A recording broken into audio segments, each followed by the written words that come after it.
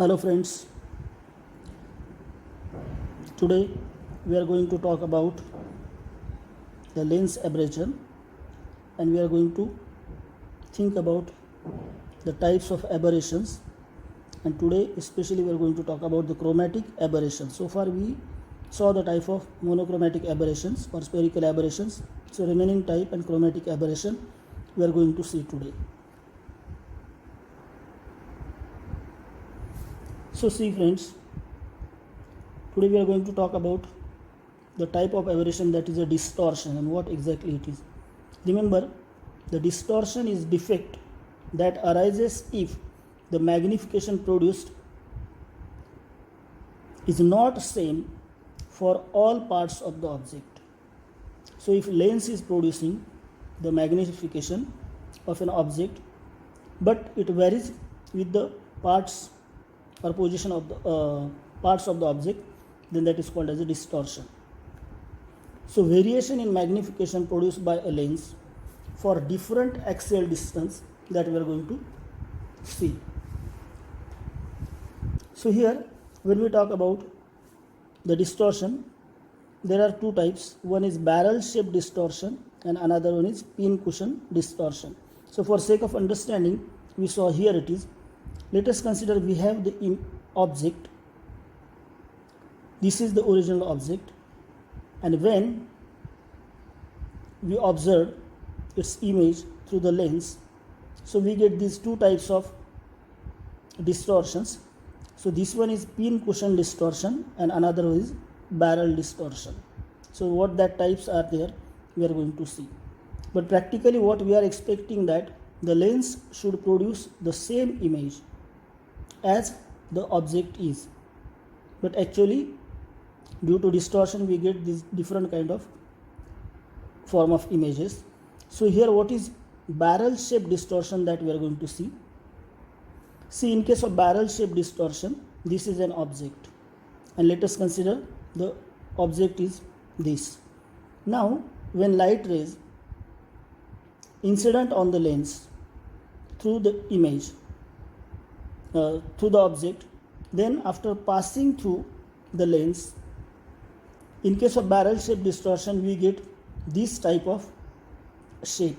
So here you observe that from center this is the axial distance, and we can observe that as axial distance is increasing, the magnification also changes. So here in case of barrel shaped distortion, the most important thing is that magnification decreases with increasing axial distance. That means here you see that magnification is larger, but as you move away from the optical center, axial distance increases and the magnification decreases. This is basically a barrel shaped distortion. Similarly, there it is a pin cushion distortion. Now important thing is that how can we reduce this distortion. So this distortion can be reduced by using the stop. So if we place the stop between lens and object, then we can reduce barrel shaped distortion. So remember that for reducing barrel shaped distortion, we need to use or put stop between object and lens. Similarly, pin cushion distortion. So in this again same object is there, so but we get the image of this kind, in which here you see that as axial distance is increasing, we see that magnification increases. So that is exactly reverse of this or opposite of this barrel type of distortion. And now how can we reduce it? So we now here need to use the stop between lens and image. So the marginal rays are stopped and we get the reduction in barrel shape, this pin cushion distortion. Now in order to completely remove the barrel shape as well as pin cushion disturban, this kind of system is used, in which here we see this, the two lenses are used having the combination of concave and convex lens. So here when the object is placed, due to this lens, see, due to convex lens and concave lens, there it is a distortion. So whatever distortion is produced by this lens, the first lens, that the same and opposite distortion will be produced. That means the effect of both one another will be cancelled, and finally we get the image exactly replica of the object, and this way the distortion can be reduced. Now here important thing is that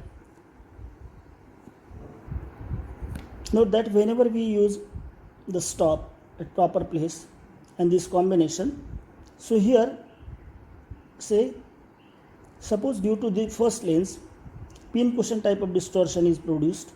Now when using the stop and all the system, when it passes through second lens, so the effect of first lens is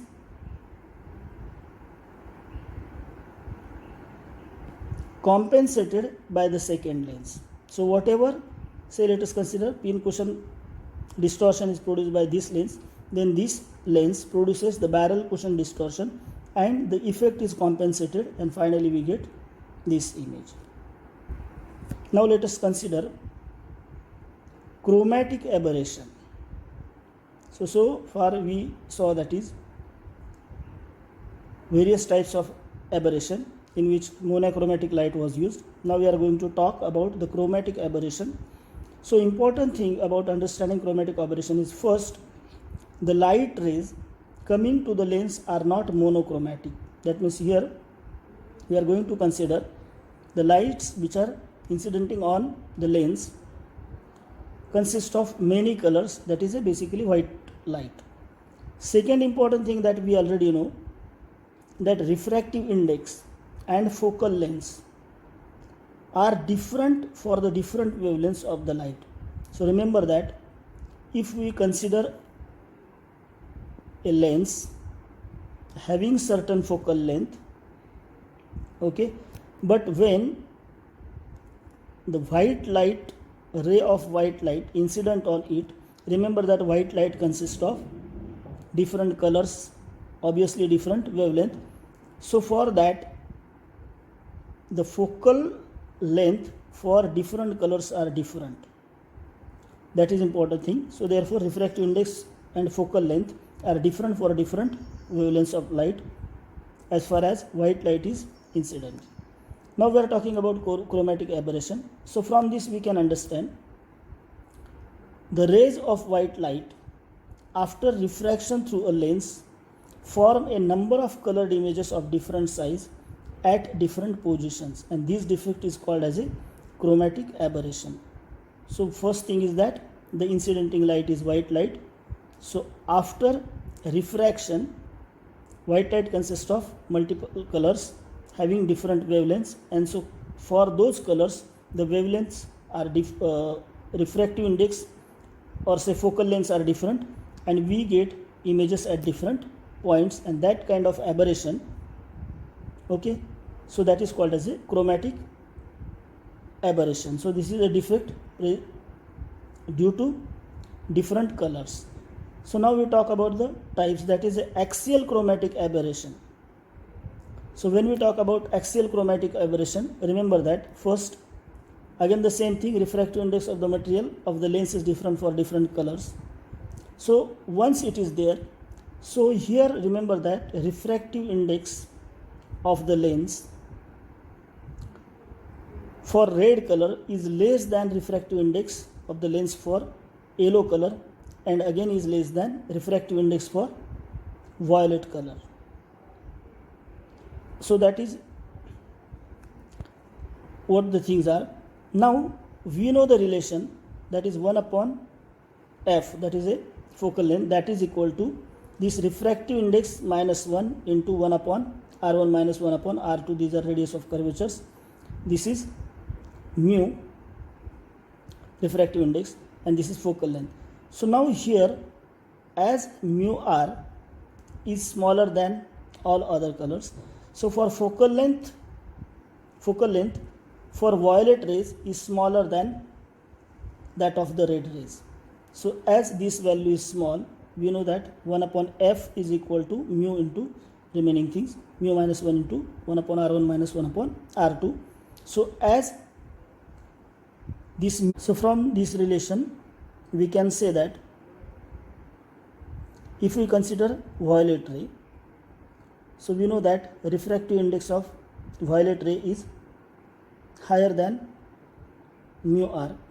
So then focal length for violet rays is smaller than that of the red ray because of this value of mu is greater for violet ray. Now we talk about axial chromatic aberration. See, the defect which results in blurring of the image along its axis is called as a axial or longitudinal chromatic aberration. So remember that this is the lens and this is optical axis. So if the formation of image is along axis, that is called as a axial. Now we are talking about axial chromatic aberration. So now here it is, if let us consider FV and FR are the focal lengths corresponding to violet and red rays respectively, and obviously then FV minus FR magnitude is taken as measure of longitudinal chromatic aberration, or that is axial chromatic aberration. So here you can see the lens is shown, white light is incidenting, then white light is, due to white light we get red ray, violet ray and all others rays between that. So for sake of understanding explanation, we are considering the red rays and violet rays. As we know that 1 upon f is equal to mu minus 1 into 1 upon r1 minus 1 upon r2, where r1 and r2 are radii of curvature. Now here you see that for red ray you can see that focal length is from optical center to this, and for violet ray focal length is FV and this is FR. Now from this formula we have to think, so let us consider differentiating above equation. We get minus df upon f square is equal to d mu into 1 upon r1 minus 1 upon r2. We know that r1 and r2 are constant. So from this, but we know that is 1 upon r1 minus 1 upon r2 is equal to 1 upon f into mu minus 1. So here from this relation we can say that 1 upon r1 minus 1 upon r2 is equal to 1 upon f into mu minus 1. So therefore here it is df upon f square is equal to this term, and we know that this is the term. So we can say minus df upon f square is equal to d mu upon f into mu minus 1, just by putting the value of this 1 upon r1 minus 1 upon r2 is equal to this. So here we get d mu upon f into mu minus 1. Or see, from this we can say that is df upon f is equal to d mu upon mu minus 1. So this is expression A. Now the quantity d mu upon mu minus 1 is called as a dispersive power. So this is a dispersive power omega of the material of the lens. So the quantity du mu upon mu minus 1 is called as a dispersive power. So here it is du mu upon mu minus 1 is equal to omega. So let us consider this is B. So here expression A we have got, that is df upon f is equal to d mu upon mu minus 1. So comparing A and B, we can have that is omega is equal to minus df upon f, and so therefore, or we can say that is df is equal to minus omega into f. So where omega is dispersive power and f is focal length. So from this we can say that longitudinal chromatic aberration. So df is a longitudinal chromatic aberration is basically product of dispersive power and mean focal length f. Now let us consider lateral chromatic aberration. So again, as we know, focal length depends on the wavelength or color, and so distance of image from lens is also different for different wavelengths. Or we can say, instead of distance, we can talk about height or size. Okay. As the magnification depends upon wavelength, size of image is different for different colors, and this defect is called lateral chromatic aberration. So here we observe, this is an object, this is white ray. So here you see that the violet rays after refraction intersect at this point and forms the violet image. Similarly, red rays intersect here and form the image here. So the distance between two images is shown by x. This is a dash b dash and this is a double dash b double dash. Now you can say this is the height of red image and this is height of violet image. So obviously HR and HV, difference of HR and HV, it gives the height difference of the image. So we can say the size of these images are different, and that is basically related to a chromatic aberration in lateral form, that is a lateral chromatic aberration. So size of images are different.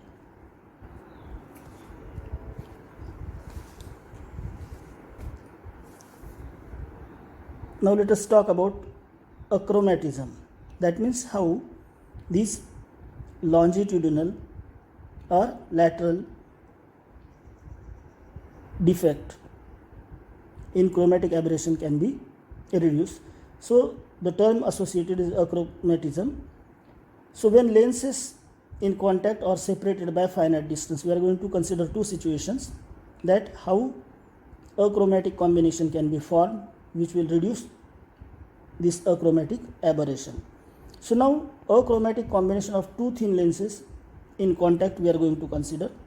So let us consider we have two thin lenses. Suppose this is one lens and this is another lens. We are going to consider, so if distance between them is 0, that is x, which is distance of separation is 0, that is first case, and second case in which we have the distance of separation is x, then how we can get achromatic combination of two thin lenses in contact. Second thing, we have to see whether these both the lenses, for achromatic condition, do we need they to be convex lens or combination of convex and concave, or again combination of both concave lens, that also we are going to see. So now we know that the image due to single lens will have defect due to chromatic aberration, as the white light consists of different colors and refractive index of the lens is different for different colors.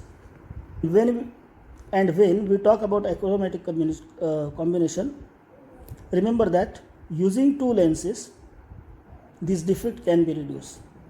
Now we talk about achromatic combination of the lenses. So see, what is achromatic combination of lens? First, it is combination of two lenses. So there are two lenses required for getting a chromatic combination which will reduce the chromatic aberration. By which chromatic aberration can be reduced?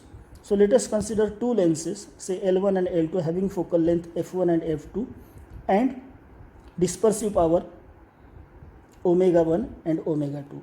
Now here equivalent focal length of the combination which we already saw, that is 1 upon f is equal to 1 upon f1 plus 1 upon f2. Now here for a chromatic combination, focal length for different color must be same.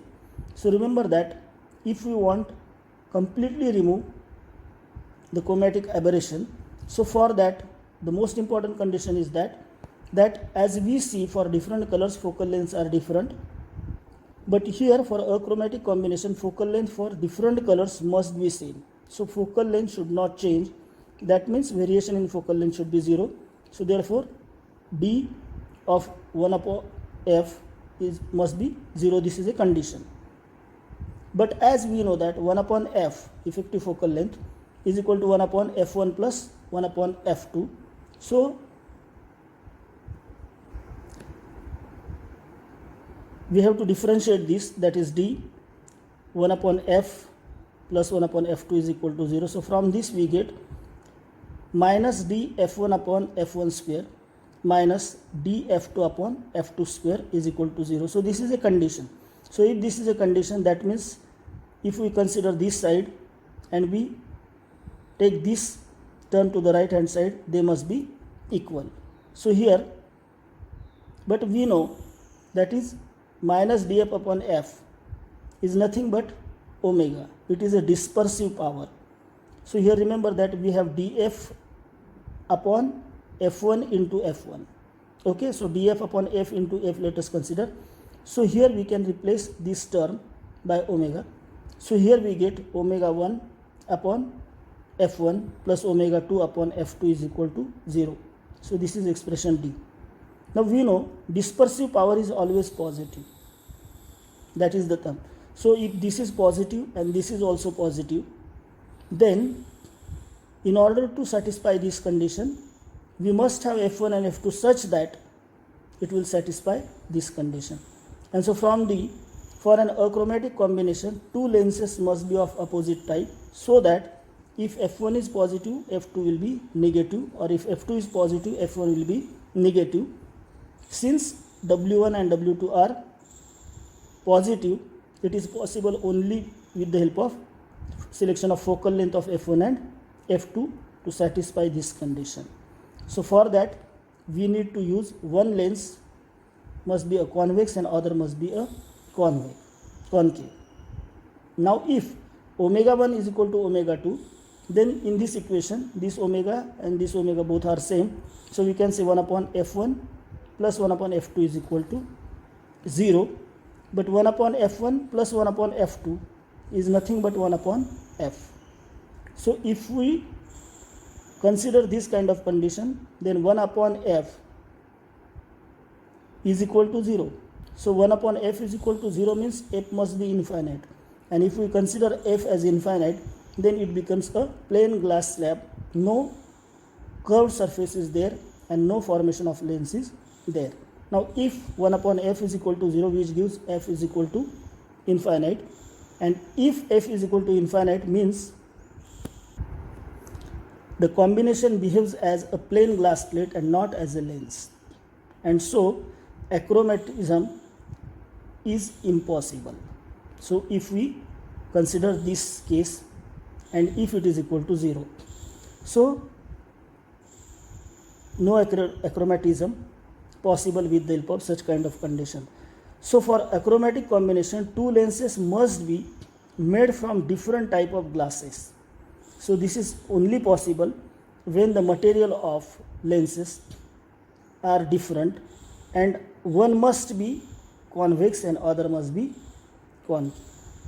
So if material used are different, then surely omega and omega 2 will be different, their dispersive power will be different, and obviously the problem can be solved.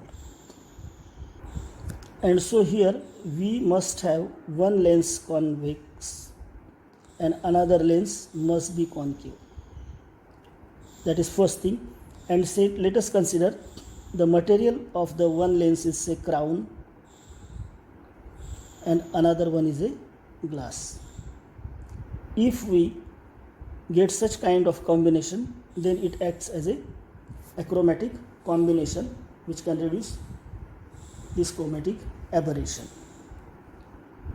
Now let us consider second case, that is achromatic combination of two coaxial lenses, thin lenses separated by certain distance x. Now we are going to consider, here we saw in earlier case the first lens was convex, another was concave, but distance of separation between them was 0. But now we are going to consider the case in which there are two lenses which are separated by distance x. This is coaxial distance, and distance between these two lenses we are going to consider, that is x. Now here we have lens L1 and L2 are separated, two lenses having focal length. Suppose first one has focal length as usual f1 and f2, lens L1 and L2, and distance of separation between them is x.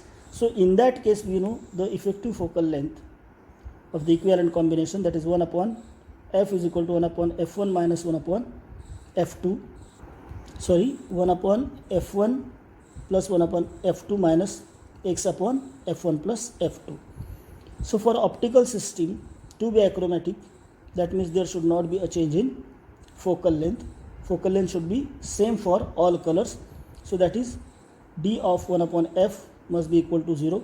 Now we know that 1 upon f is equal to this quantity. So from this, derivative of 1 upon f1 plus 1 upon derivative of 1 upon f2 minus x is a constant. So derivative of 1 upon f1 f2 must be equal to 0. So from this we can say df1 upon f1 square minus df2 upon f2 square minus x into minus df1 upon f1 square f2 plus minus df2 upon f2 square f1 is equal to 0. But again we know that minus df upon f is nothing but omega. So putting that values here, so we get omega 1 upon f1 plus omega 2 upon f2 minus x into omega 1 upon f1 f2 plus omega 2 upon f1 f2 is equal to 0. So from this we can write omega 1 upon f1 plus omega 2 upon f2, this term, that is equal to x into x upon f1 plus f1 f2 into omega 1 plus omega 2, or from the same we can write omega 1 f2 plus omega 2 f1 upon f1 f2 is equal to x upon f1 f2 into omega 1 plus omega 2, or then we can get the value of x, that is x is equal to, remember x is distance of separation, that is omega 1 f2 plus omega 2 f1 upon this term omega 1 plus omega 2, expression E. Now if material of lenses is same, so that means omega 1 omega 2 they are same. So in that case we get x is equal to 1/2 of f1 plus f2. So then x is equal to 1/2 of f1 plus f2. So now important thing, that is for an achromatic combination, first two thin lenses of same material should be separated by distance 1/2 of f1 plus f2, that is first condition. Now same condition is used in Huygens eyepiece, remember that, because of we are going to study the Huygens eyepiece also, in which to reduce the chromatic aberration this condition is used. Now condition F is free from dispersive power. So here you see that x is equal to 1 upon 2, the quantities used are f1 and f2, only focal length, no omega, that is dispersive power are there in this expression. So dispersive power, so it holds good for all colors. So here third, in equation F, see x is positive, so we have to choose the focal lenses such that the focal length f1 plus f2 will be positive. This is possible using two convex lenses. So we know that for in case of convex lens, focal lengths are positive, f1 and f2, so x will be positive. Second thing, if we are making a combination of convex lens and concave lens, then one must remember that the focal length of convex lens must be greater than the focal length of concave lens used, such that the addition of both the focal length will be a positive term, and that will act as a achromatic combination. Thank you very much.